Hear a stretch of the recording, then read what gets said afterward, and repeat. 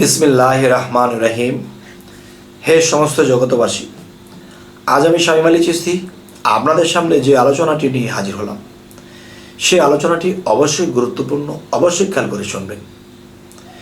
সেই আলোচনাটি হলো যে এই পৃথিবীতে সমস্ত সাধক, সমস্ত স্তরের লোকেরা একটা কথা বলে থাকে কি,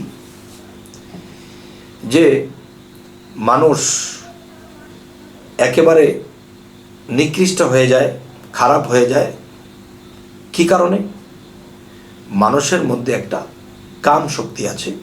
এই কাম শক্তি মানুষকে নষ্ট করে দেয়, মানুষকে পথভ্রষ্ট করে দেয়। আর আমি বলবো একদম মিথ্যে কথা। আর এটা বলবো, এই পৃথিবীতে যদি কেউ তার কামকে সম্মান দিতে না জানে, তার কামকে গুরুত্ব দিতে না পারে, তাহলে সে কখনো আল্লাহ পাবে না, আল্লাহ প্রাপ্তি হবে না। সে কোনোদিন ওলি আউলিয়া হতে পারবে না, যতদিন পর্যন্ত তার কামকে সম্মান না দিচ্ছে। আচ্ছা, এখন যে কথাটি বলবো, আর আপনারা অবশ্যই মনে মনে বলছেন লোকটা কি কথা বলে, মানুষের কাম থেকে দূরে থাকবে, কাম হলো খারাপ, এই কাম মানুষকে নষ্ট করে দেয়। আর এই লোকটা কি বলছে যে কামকে সম্মান দিতে বলা হচ্ছে।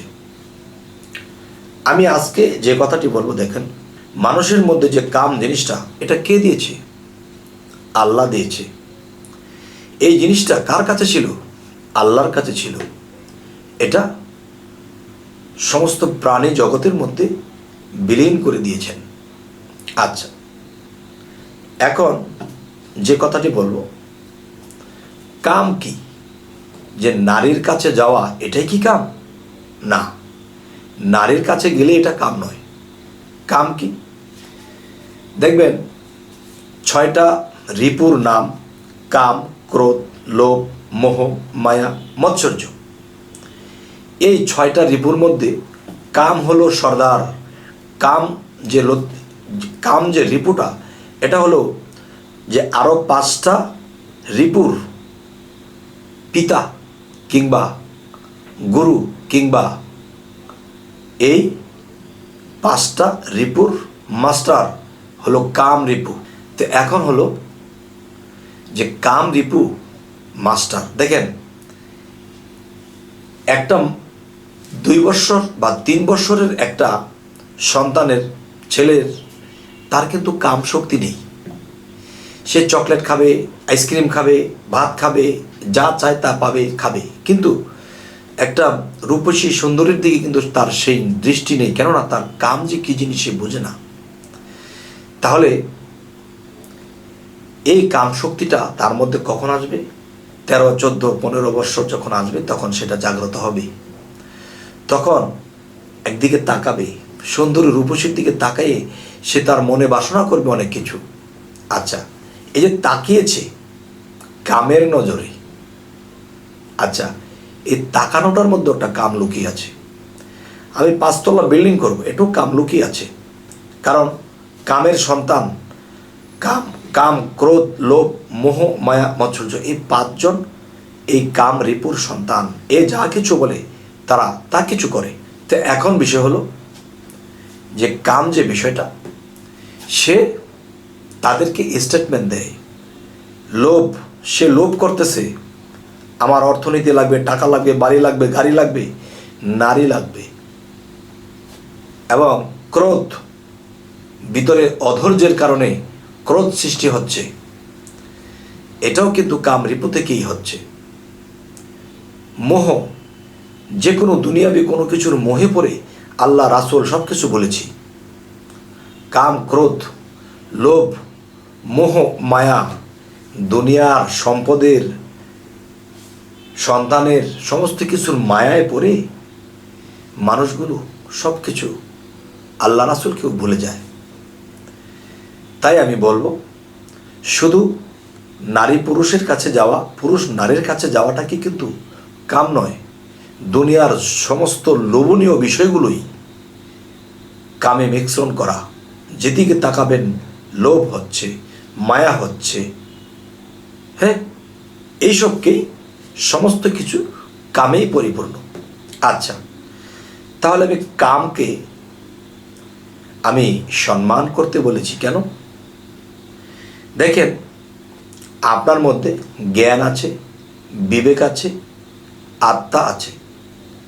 এই জিনিসগুলো দেখা যায় 6 রিপু থেকে আলাদা, কিন্তু এই 6টা রিপু যখন এদেরকে গ্রাস করে ফেলে তখন দেখা যায় তারা দুনিয়াবি লোভে লোভান্বিত হয়ে পড়ে।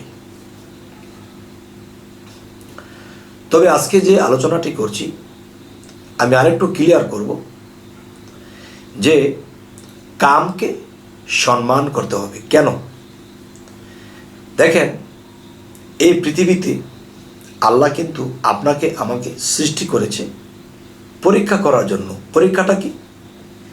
সূরা মুলুকের মধ্যে আল্লাহ বলেছেন, ওয়াল্লাযী খালাকাল মাউতা ওয়াল হায়াতা লিয়াবলুওয়াকুম আইয়াকুম আহসানু আমালা ওয়া হুয়াল আজিজুল গাফুর। অর্থাৎ আল্লাহ কি বলেছে? আমি মানুষের মৃত্যু ও জীবন সৃষ্টি করিয়াছি পরীক্ষা করার জন্য।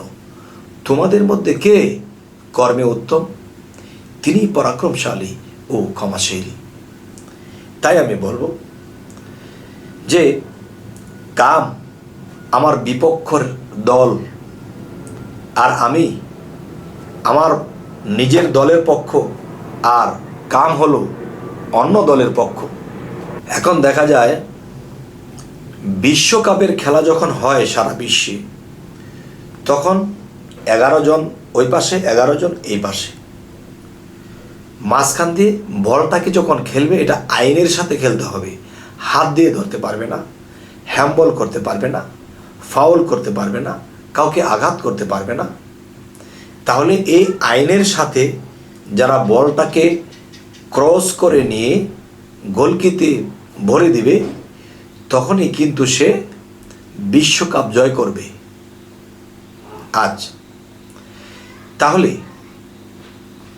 আমরা এই পৃথিবীতে এসেছি আমাদের বিপক্ষকে আমার 6 রিপু, আমার 10 ইন্দ্রিয়, আমার মন, এগুলো একাত্র হয়ে তারা একটা দল হয়ে যায়। আর আমি আমার জ্ঞান আর বিবেককে নিয়ে আমার মধ্যে যে ভালো কিছু আছে তা নিয়ে আমরা সেই 6 রিপু 10 ইন্দ্রিয়র সাথে খেলতে শুরু করে দিই।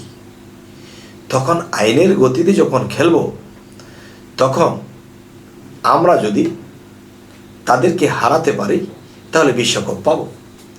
তাহলে আমরা যদি 6 রিপু 10 ইন্দ্রিয়কে আমরা হারিয়ে ফেলতে পারি, তখনই আমরা আল্লাহর কাছ থেকে পুরস্কার প্রাপ্ত হব।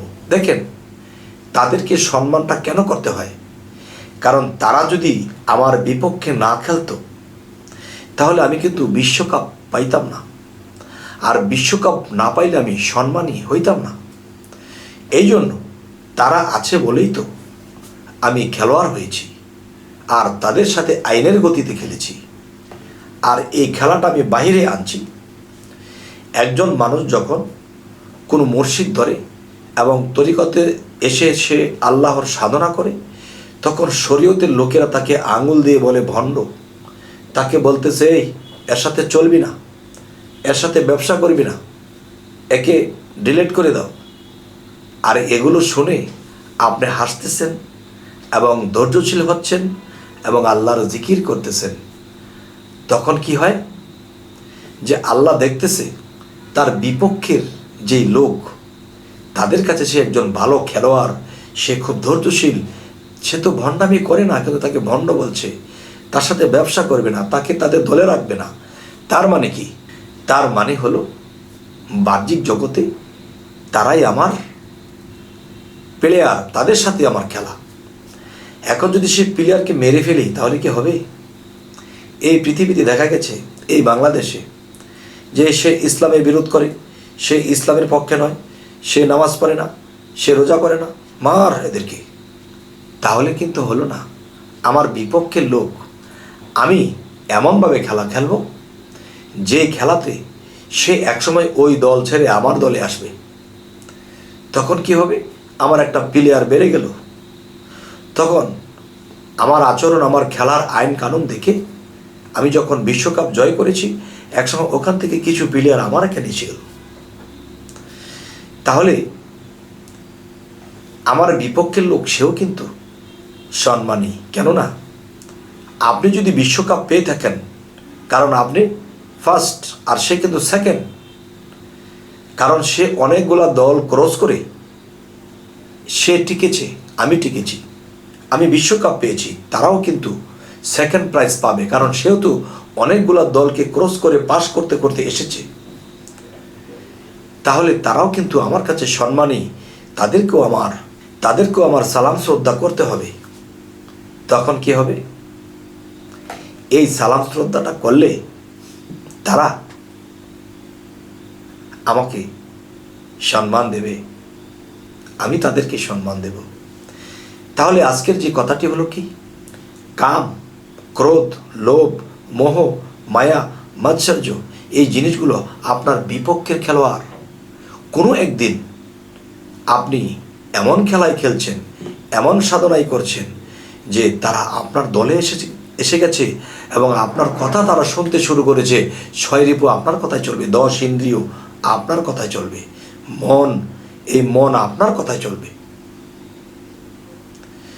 তবে হে সমস্ত জগতবাসী, জানি না আজকের কথাগুলো আপনাদেরকে কি বোঝাতে পারলাম কিনা। যাই হোক, আমাদের চ্যানেলটি যদি আপনাদের ভালো লাগে তো অবশ্যই সাবস্ক্রাইব করে নেবেন, পরবর্তীতে যেন ভালো আলোচনা এনে দিতে পারি। তো সকলেই ভালো থাকবেন। আল্লাহ হাফিজ।